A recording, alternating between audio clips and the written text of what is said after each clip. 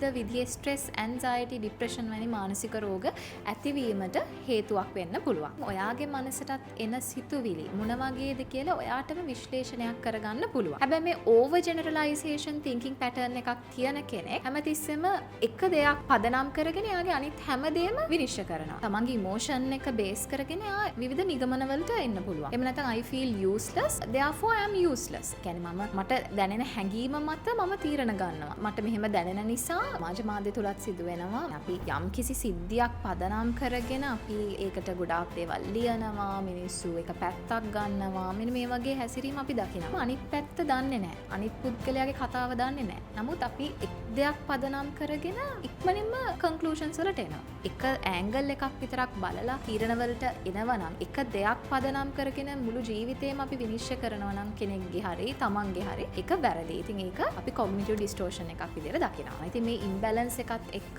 අපිට මේ negative thinking පැත්තකට අපේ හිත යන්න පුළුවන්. ගොඩක් වෙලාවට ඍණාත්මකව හිතන ජීවිතේම ඍණාත්මක විදිහට දකින්න පුළුවන් මේ වගේ කොග්නිටිව් ඩිස්ටෝෂන්ස් අපි තුල තියෙනවා. කොග්නිටිව් ඩිස්ටෝෂන්ස් මොනවද කියලා ඔයාලට පැහැදිලි වෙන්න ඇති කියලා මේ සංජානන විකෘතතා ඔයා ළඟත් තියෙනවා නම් මේවා හඳුනාගෙන ඔයාටත් පුළුවන් මේවා නිවැරදි කරගන්න.